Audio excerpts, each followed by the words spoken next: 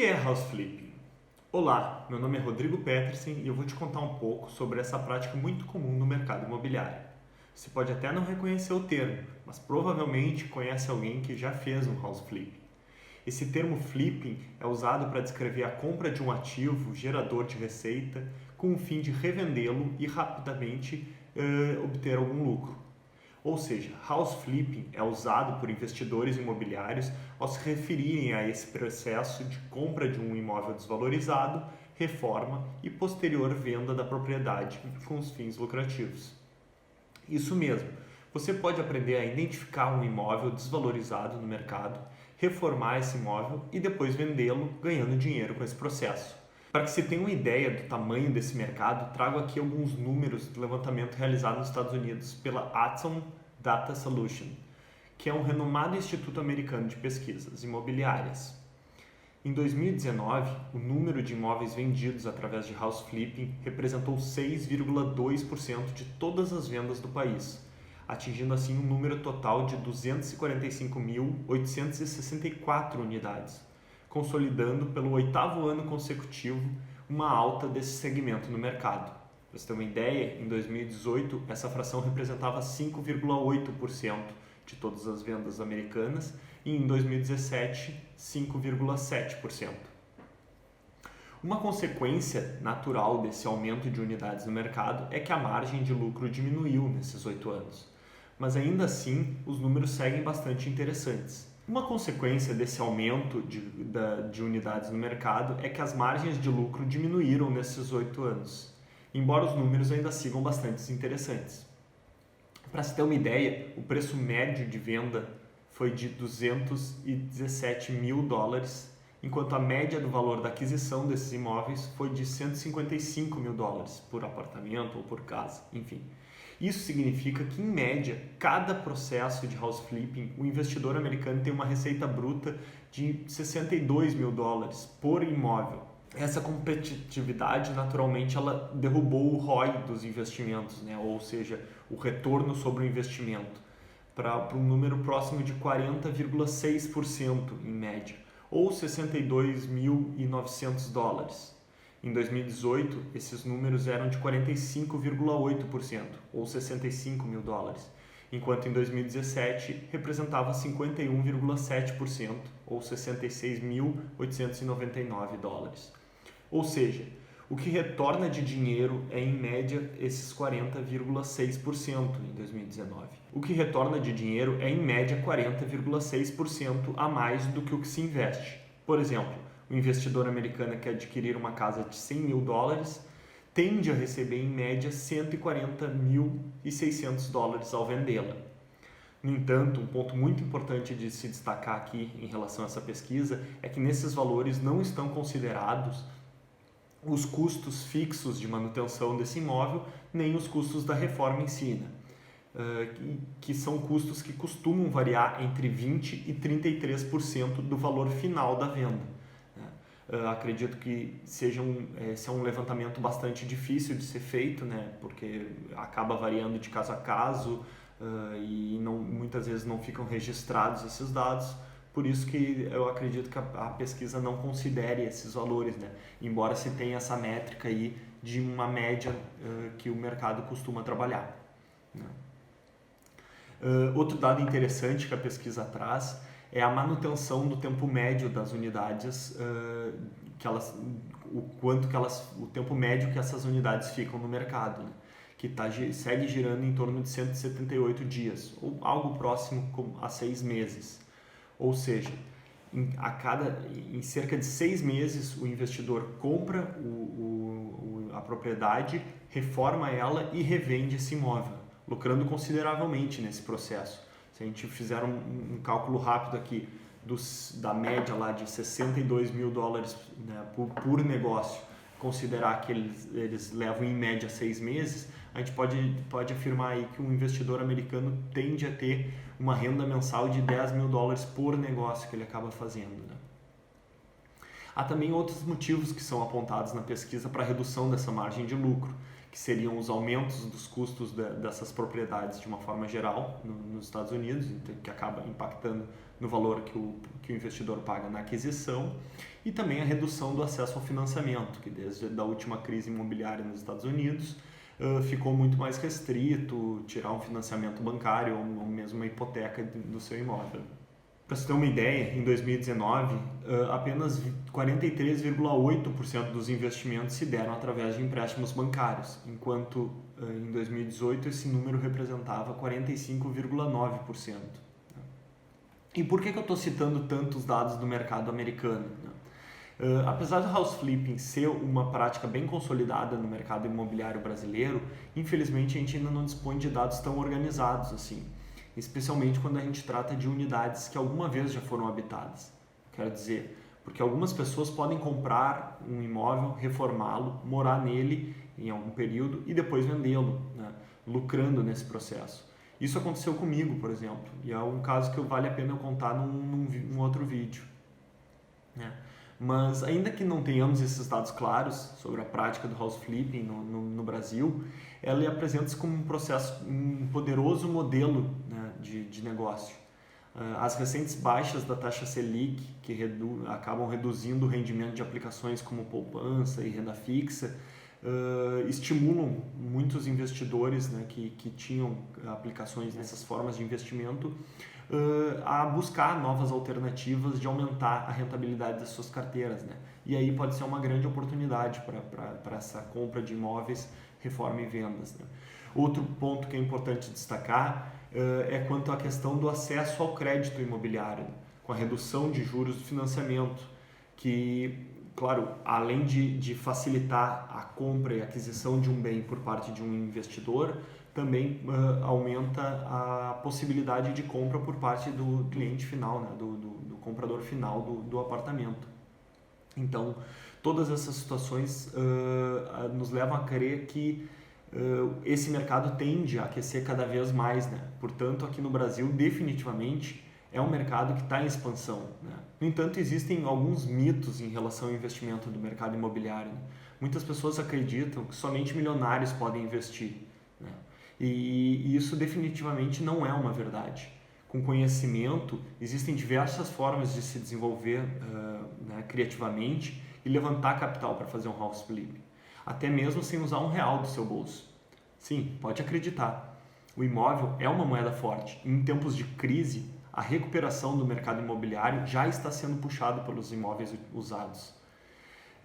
Em 2019, o financiamento desse tipo de unidade cresceu 77% no Brasil, enquanto o de imóveis novos caiu 7%, segundo dados da Associação Brasileira das Entidades de Crédito Imobiliário e Poupança. O descompasso levou a uma inversão da tendência observada nos últimos anos, quando os novos apartamentos superavam os usados, né, todos os anos, chegando a ter uma diferença de quase 9 bilhões de reais em 2016. Você sabia que agora é um ótimo momento para considerar o house flipping? Eu digo isso porque, dentre diversos fatores, a nova realidade imposta pelo Covid também deverá aumentar a demanda por apartamentos maiores. Afinal de contas, as pessoas estão passando mais tempo em casa, estão trabalhando de casa, até mesmo se exercitando. Então, são mudanças que, em grande parte, acredito que vieram para ficar, né? E como a legislação brasileira, na maioria das cidades, é bastante restritiva, o usual de novos lançamentos são apartamentos cada vez mais compactos, pois assim o incorporador consegue construir mais unidades e aumentar sua rentabilidade no empreendimento. E isso é ótimo para o house flip, pois apartamentos antigos, que são a principal tipologia para se trabalhar nesse tipo de negócio, tendem a ser maiores, ter maiores pré-direitos, né? Ter maiores metragens em si, né? E sem contar o fato de que a competitividade desse imóvel final já reformado também é facilitada pelo fato de que não existem, né, tantos imóveis similares no prédio, enfim, nas mesmas condições que o investidor acabará trazendo ao mercado, né? Em comparação com imóveis novos, onde as construtoras costumam ter um estoque de imóveis, muitas vezes até no próprio prédio, idênticos, né, nas mesmas condições, então acaba indo para definição de valores, né, para definir pela compra ou não desse imóvel, quando num house flipping às vezes, muitas vezes, né, se compete com apartamentos muito antigos no mesmo prédio, ou nem se compete, às vezes nem no próprio prédio nem tem outro apartamento à venda. Né? Então fica uma competição um pouco mais facilitada nesse sentido. Né? Vamos conhecer um pouco mais desse modelo de negócio. Eu, particularmente, gosto de separar essa prática de house flipping em 4 etapas: a aquisição do imóvel, a reforma, a venda e o levantamento de capital. A primeira delas é possivelmente a mais importante e também desafiadora. Talvez por isso muitas pessoas acabam deixando de investir nesse mercado. Né? Achar uma boa oportunidade de negócio é fundamental para o sucesso do seu investimento. Por isso, é importante identificar o nicho imobiliário que se quer atuar, analisando as potencialidades do mercado. Né? Ou seja, escolha bem e domine bem o mercado. Né? Não se estenda demasiadamente a sua área de atuação. Existem N tipologias de imóveis, existem inúmeros bairros na cidade que se pode trabalhar. Né? Então, o legal é tentar nichar e trabalhar o mais nichado possível nesse sentido e dominar bem uma determinada área. Né? Também é importante analisar o entorno urbano e o condomínio onde esse imóvel tá localizado, né? Onde se pretende adquirir. Porque é importante e cada vez mais tem se valorizado o fato de morar num bairro que funcione, né, que melhore a qualidade de vida dos seus moradores, que tenha uma manutenção de qualidade do espaço público, ruas com calçamentos, comércio ativo, arborização, iluminação, enfim, tudo isso tende a aumentar a sensação de bem-estar e de segurança, valorizando os imóveis como um todo na região. E o condomínio em si também impacta diretamente nisso, né? Muitas vezes um cliente pode deixar, um potencial comprador pode deixar de adquirir o seu imóvel porque ele está localizado num condomínio que fica até incompatível com a característica que se deu para o imóvel, né, em si. Então isso tudo são fatos que têm que ser analisados com bastante critério. Né?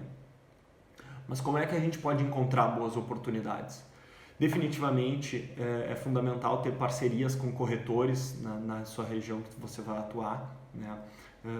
São as pessoas que estão mais dentro do mercado e podem trazer as melhores oportunidades. Então, por isso é importante criar uma rede de networking entre corretores e deixar que eles saibam o tipo de investidor que você é, o tipo de imóvel que você está buscando, né, e mostrar que você é sério e está disposto a fazer negócio, né, desde que, obviamente, seja realmente uma boa oportunidade. Também você pode pesquisar em sites de imobiliárias, né, tem diversos, tem inclusive sites que fazem comparação de imóveis. Aqui uma dica é para procurar especialmente imobiliárias menores da sua região, pois geralmente as melhores oportunidades costumam estar mal anunciadas, né, ou bem assim, restritas a pequenas imobiliárias. Né? Também é importante estar atento a anúncios de vendas diretas de proprietário, né? Volta e meia, andando pela cidade, a gente pode encontrar um cartaz lá fixado num imóvel dizendo que é venda direta com o proprietário, enfim. Ali às vezes se consegue uma melhor condição, pois não precisa, se consegue reduzir as taxas de corretagem, né? Também há locais para se consultar estoque de dações de construtoras. Né? O que são dações? Dações são os imóveis que alguém usou como forma de pagamento para adquirir um imóvel de uma construtora. Né? Então ali também às vezes podem vir boas oportunidades de imóveis que a construtora recebeu por um valor abaixo de mercado e ela não tenha interesse de permanecer com esse imóvel em estoque. Então muitas vezes ela pode colocar ele à venda por um valor interessante e também buscar oportunidades em leilões de imóveis, por exemplo. Mas uma vez que a gente encontrar essa oportunidade, né, algo interessante, o que é importante a gente analisar? Primeiramente, né, é analisar o tipo do produto, né, se ele está compatível com a região e o preço em si, né, se a zona comporta. E o tipo de produto que eu me refiro é se é um apartamento de 1, 2, 3 dormitórios, se precisa ter garagem ou não, enfim. Eu acredito que assim, cada zona comporte um determinado tipo ou mais de um, mas é importante ter essa ciência e dominar isso do mercado. Né? Se a gente conseguir ter a informação de quantos imóveis similares ao que a gente está analisando em questão foram vendidos na região recentemente, né? Qual é a demanda que essa região tem por essa tipologia de imóveis, qual é a competitividade que a gente vai ter, quantos desses imóveis similares a esses estão anunciados no mercado, né? E aqui é importante a gente ressaltar também que, embora tenha muita oferta de um imóvel similar, pode ser prejudicial, né? Pode ter muita competitividade. Por outro lado, não ter nenhuma oferta também pode ser um sinal de alerta, como forma de esse é um tipo de imóvel que não se aplica muito bem àquela região, né? E aí também é o caso de daqui a pouco ter que analisar essa situação particularmente, né? E também é importante tentar descobrir qual é a média de dias, né, que um imóvel está levando, um imóvel anunciado, né, está levando para ser vendido nesse mercado, porque isso é um fator que você vai ter que considerar no momento de fazer um investimento desse tipo. Além disso, é importante, né, eu diria que talvez fundamental, calcular e projetar os custos que vai se ter, né, tanto da manutenção desse imóvel quanto da reforma em si, para descobrir quanto que a gente poderia pagar, né, por esse imóvel, para efetivamente confirmar que isso é uma boa oportunidade, né? Ou seja, se você não sabe por quanto conseguirá vender esse imóvel lá na frente, então você não tem como saber por quanto poderia pagar nessa propriedade, né? Ou mesmo quanto pode investir nos reparos desse imóvel. Algumas formas mais tradicionais de fazer esse levantamento para determinar esse valor, né, seria perguntar para o seu corretor, né, que conhece bem o mercado aí, quanto que ele acredita que poderia vender esse imóvel, né? Fazer um preço médio das vendas recentes da região, fazer um preço médio pelo metro quadrado das vendas recentes dessa região, enfim, verificar qual foi a venda mais alta que teve na região e daqui a pouco comparar o tipo de produto que vai se conseguir ter com essa venda que foi efetivada, enfim, tem N formas. Agora, aqui é importante destacar o seguinte, nem sempre a gente consegue essa informação referente às vendas que se obteve na região. E aí, muitas vezes, a solução é recorrer para uma pesquisa dos anúncios em si. Agora, tem que se ter muito cuidado, tem que ser bastante conservador quando vai se usar a pesquisa né, baseada determinar os seus valores baseado nos valores de anúncio, porque listas de anúncios muitas vezes são feitas de esperanças e sonhos, né? E muitas vezes esses valores estão completamente incompatíveis com o mercado e acabam jogando uma média que vai fazer lá para cima, né? Então, por isso eu gosto de traçar assim, uma proporção em que pegue um determinado número de anúncios similares ao imóvel que a gente está analisando em questão e descartar os primeiros mais altos e os últimos mais baixos, digamos assim, para fazer uma média mais ponderada, né, um pouquinho mais conservadora, mas ainda assim recomendo ser bastante conservador, né, mesmo obtendo esse número depois. Afinal de contas, o RRV, ou After Repair Value, né, o valor após a venda, é verdadeiramente o número mais importante em qualquer transação imobiliária, porque é ele que vai, a partir dele, que a gente vai conseguir determinar então todos os outros, de quanto pagar no imóvel, quanto que eu posso investir, quais são os impostos que eu vou ter que recolher, né? Então, esse é o número-chave do negócio, né? Agora, fazendo a oferta. A parte da oferta é o início da conversa, né? Então, se você não fizer uma oferta, você nunca vai concretizar negócio nenhum.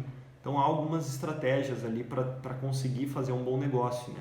O primeiro passo é importante ressaltar que não se pode ficar emocional, né? Não se pode envolver a emoção com os números.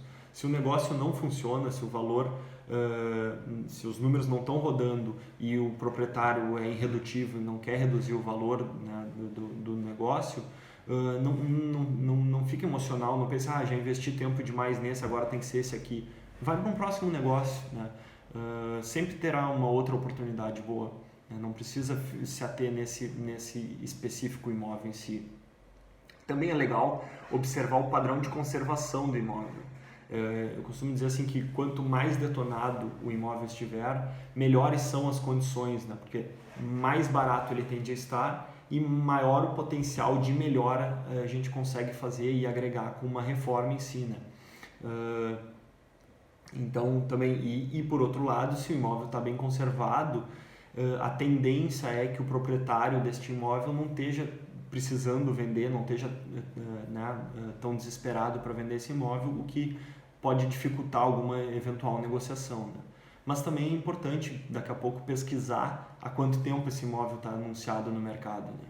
Quanto mais tempo ele está, maiores são as chances de conseguir uma boa negociação com ele. Uma vez concretizada essa aquisição desse imóvel, é hora de iniciar a reforma. E para isso, o primeiro passo é ir fazer um levantamento lá no local. Você, o seu arquiteto, quem for efetivamente executar essa reforma, né? Tocar essa reforma em si. Então, o primeiro passo é fazer um checklist de todos os itens que se quer avaliar, que se precisa avaliar no imóvel. Né? Então, fazer um checklist de todos os itens que precisam ser feitos na avaliação desse imóvel. Então, eu gosto de ir lá aproveitar as facilidades hoje do mundo digital, bater foto de absolutamente todas as paredes, talvez até mais de uma foto, né? Se posicionar em cada um dos cantos de um ambiente e bater a foto, né, de todos esses ambientes para depois conseguir fazer levantamento de quantitativos de tomadas, eventuais revestimentos, enfim, inúmeras coisas que você pode fazer depois a partir das fotos sem precisar efetivamente voltar no local, né, otimizando o seu tempo. Também é importante bater foto dos registros de água, bater foto de uma maneira geral embaixo de todas as pias, cubas e tanques locais onde pode ter algum tipo de vazamento, onde pode ter algum tipo de infiltração, né, onde o estrago pode adicionar um valor considerável na reforma. Também eu gosto de bater foto de algum detalhe específico, né, de alguma ideia que já venha na cabeça, enfim, sei lá, se tem alguma parede que se pretende remover para integrar dois ambientes, então documentar bem certinho isso aí eu acho que é interessante. Foto do painel elétrico também, para já passar para um eletricista, para um engenheiro elétrico considerar as alterações que precisam ser feitas, né? Verificar se as esquadrias estão em bom estado, se tem cupim, se não tem, se vai precisar trocar ou não, né? Identificar o registro geral de água fria e água quente, solicitar já a ligação da energia elétrica, né? Porque é comum, especialmente se o imóvel já estava desabitado, que não tenha mais o relógio, né, da companhia elétrica, então isso geralmente leva alguns dias, pode atrasar o início de uma eventual reforma. Verificar com o condomínio regras dos dias que podem ser feita a reforma, pegar o contato do síndico para qualquer problema que venha a aparecer, enfim. Tem uma série de pontos que tem que ser considerados assim, já para iniciar esse serviço da reforma. Né? E aí, a partir desse levantamento, pode-se desenvolver o projeto arquitetônico em si, o projeto de reforma, que vai buscar essas tendências e soluções práticas que valorizem diretamente esse imóvel. Né?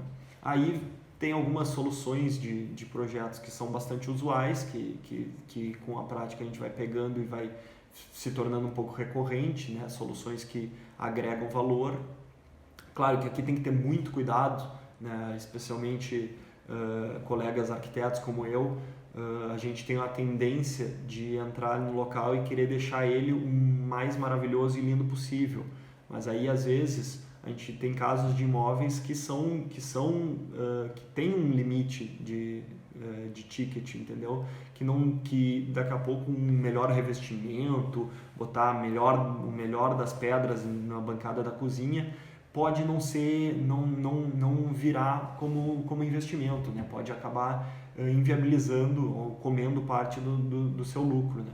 Então é importante ter isso bem claro e seguir religiosamente os dados que a gente levantou lá atrás do valor de venda, né? O valor após a reforma de venda, o RRV, porque a gente tem que respeitar o valor que a gente considerou lá naquele orçamento original, né? Sob o risco de perder um pouco da lucratividade do negócio. Entrando um pouco nessa área de ter esse cuidado, uma solução que é bastante original e está começando a se consolidar no mercado imobiliário aqui do Brasil é o Virtual Staging. O que é isso?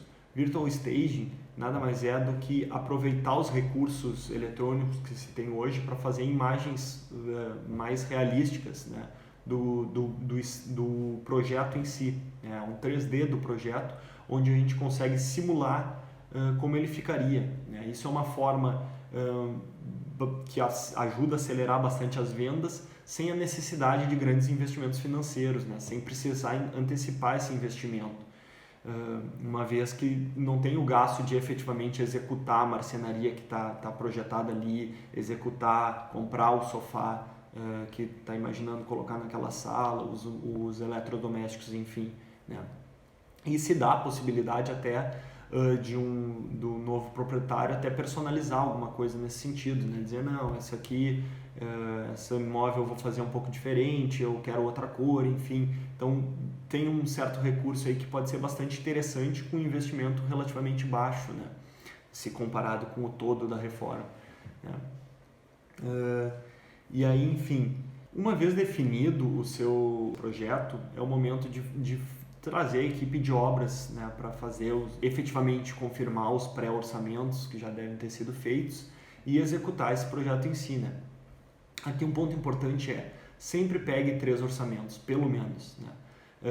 E eu digo isso porque, especialmente a mão de obra da construção civil, ela é ainda bastante informal e muitas vezes o preço dessa mão de obra, né, pode variar muito de um serviço para o outro. O mesmo empreiteiro que você trabalhou numa obra, na obra seguinte pode lhe cobrar mais ou menos, né? Não quer dizer, isso vai variar muito da forma que essa parceria se deu, da quantidade de serviço que esse empreiteiro está no momento.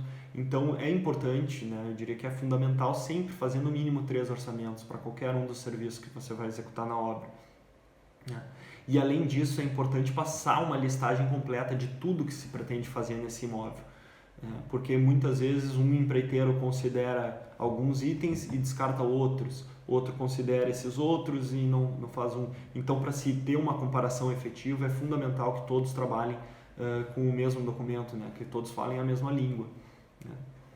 E aqui fica um outro aviso, né? Nem sempre o barato é o melhor, né? É importante, e isso é uma parceria que vai se estabelecer ao longo do tempo. Quanto mais você fizer, mais você vai conhecer a forma que esses empreiteiros trabalham, essas equipes trabalham, e muitas vezes você vai chegar à conclusão que é melhor pagar um pouquinho mais para aquele empreiteiro que você já conhece, já sabe como trabalha, confia, sabe que se eventualmente tiver alguma chamada, né, após a entrega da obra, ele vai voltar lá e vai resolver o problema, enfim, ou não, mas aí você já considera isso no seu orçamento, já considera isso, né, no desenvolvimento desse serviço, né? Então, claro que o ideal é achar um empreiteiro que consiga tocar todas as etapas da obra do início ao fim, né? Isso desonera um pouco, né, você, libera para fazer outro serviço, para tocar o seu negócio paralelo, para ficar buscando novas oportunidades, desenvolvendo novos projetos, mas nem sempre isso é possível, né? Muitas vezes tem situações em que o empreiteiro tem uma determinada equipe que atende e aí você precisa subcontratar mais alguém para fazer essa complementação, né, de serviço. E uma vez que esse imóvel está reformado, né, que ele está pronto, é o momento de anunciar ele, né? E aí tem alguns pontos que são importantes, assim. A primeira coisa que cabe destacar é que a gente não deve ser passivo, né, com esse momento da venda do negócio. Muitas pessoas se envolvem até essa etapa, finalizam a reforma e aí anunciam numa imobiliária e meio que esquece, né? Deixa o negócio andar sozinho a partir daí, né? Eu não acho isso interessante, eu acho que é importante ficar junto, né, dos corretores, porque quanto antes se concretizar essa venda, antes retorna o seu investimento e melhor vai ter sido ele, né? Então por isso é importante entrar em contato com corretores, pedir para que batam fotos profissionais, que esse é um serviço que já se popularizou entre as principais imobiliárias, né? Eles já disponibilizam isso de maneira gratuita, isso ajuda a melhorar muito né, a etapa de vendas, anunciar nas suas redes sociais. Eu gosto de eu mesmo criar o meu texto de divulgação do imóvel, né, utilizando de verbos e adjetivos na descrição da propriedade, né, não ficando apenas em fatos: imóvel, 2 dormitórios, 70 metros quadrados, né? Eu acho que quando a gente envolve um pouco de emoção assim e consegue descrever lindo, imóvel, com sala arejada, é outro tipo de abordagem, né? E tende a ter um retorno melhor, né? Então, por isso que eu acredito que é importante, né, ter uma parceria com corretores nesse sentido, até porque é um toma lá da cá, ele trouxe uma boa oportunidade, daqui a pouco você, né, estimulando ali, ajudando que ele daqui a pouco faça a sua venda e ganha a sua comissão, enfim, né? E também porque assim, muitas vezes as pessoas tendem a pressupor, né, quando você tenta tirar o corretor da jogada, as pessoas tendem a pressupor que esse desconto da corretagem possa ser negociado já que tu está tratando direto com o proprietário. Então muitas vezes acaba não compensando, tu perde toda a estrutura, todo o know-how de uma imobiliária, toda a estrutura que ela pode te disponibilizar, e tu ainda acaba tendo que dar o mesmo desconto que tu, né, da corretagem ou algo similar a isso que tu acabaria dando para o profissional que te auxiliasse nesse sentido. Também há uma outra estratégia que é interessante, né, nesse momento da venda, que se chama o home staging, que é como se fosse o virtual staging que a gente falou antes, né, só que agora de verdade. Então pode mobiliar o apartamento realmente para dar uma sensação já de lar, ajudar a pessoa a ter um melhor entendimento do que dá para ter ali, daqui a pouco até negociar os móveis que estão ali, se a pessoa gostar ou não, entendeu? Isso tudo vai variar da disponibilidade de investimento que se pode fazer, do tipo de imóvel que a gente está tratando, né? Se cabe esse tipo de investimento ou não, né? Se o público que vai habitar esse imóvel é um público que costuma ter já seu mobiliário, que quer uma coisa sob medida perfeita. Isso tudo tem que ser avaliado caso a caso, né? Mas é um recurso que é interessante, muitas vezes é bastante simples de fazer, colocar uma vegetação no canto, deixar um café pronto para o momento da visita, sabe? Claro, tem que ter alguns cuidados nesse sentido também, buscar utilizar móveis menores que ajudam a ampliar o ambiente, não colocar muitos objetos fixos em parede, porque pode, né, gerar um retrabalho de ter que tapar os furos se a pessoa não quiser um eventual quadro ali, enfim, né? Mas então é importante isso, é importante se manter atuante nessa etapa da venda também, né? Por isso que eu gosto de dividir nessas etapas o negócio do house flipping, por causa disso, porque não basta fazer só uma das etapas bem, né? É importante se manter ativo em todas elas até o final, né? E também é importante, durante essa fase da venda, não se precipitar também, se ater à sua estratégia. Muitas vezes acaba que o imóvel demora um pouco mais do que estava planejado para vender, aí as pessoas, daqui a pouco os investidores podem começar a querer alugar ele, enfim, e isso não é uma boa estratégia, né? O bom investidor sabe que tu traça uma estratégia lá no início e tu leva ela até o final, né? Eu depois posso até explicar mais sobre isso, porque eu não acredito que seja uma boa estratégia, mas enfim, o importante é isso, é ter bastante claro as suas intenções e ser fiel à sua estratégia como um todo. E a quarta parte, talvez já não envolva mais esse primeiro negócio, né? Mas é a parte do levantamento de capital. Então também é uma parte fundamental no negócio, né? Porque conforme você for se consolidando no mercado, acaba criando uma reputação e mais pessoas vão querer participar. Então o seu know-how vai crescendo junto com as possibilidades que você pode ter de investimentos, né? E de abraçar novos casos, novos apartamentos, novas unidades, né? Por isso eu digo, nunca pare de procurar o dinheiro, né? Esteja sempre procurando por parceiros, né? Afinal de contas, quanto mais dinheiro você tiver, mais negócio você pode fazer, né? E uma boa apresentação é a chave para convencer as pessoas de trabalhar com você. É por isso que é fundamental dar atenção do início ao fim do processo, para que você consiga fazer um bom negócio, para que você consiga trazer um bom retorno para os seus investidores ou para você mesmo, e aí conseguir captar mais investimentos, né? Mas eu gosto sempre de né, eu acho que é sempre importante manter-se conservador, né? Promete menos e entrega mais, né? Deixa que as pessoas venham até você querer participar do negócio e lhe pedir para participar do seu negócio. Não seja aquele chato que fica atrás pedindo dinheiro para conseguir fazer um negócio, né? Eu acho que as coisas acabam acontecendo naturalmente. É claro que você tem que se preparar, tem que se capacitar, né, para fazer um negócio, mas as coisas tendem a acontecer naturalmente depois que você consegue fazer um investimento, dois, enfim. O importante é ter sempre confiança, habilidade de comunicação e a disponibilidade, né, para ir ao local se for preciso, ou seja, acompanhar de perto, né. A gente está tratando aqui de um investimento que para muitos é talvez a economia da sua vida.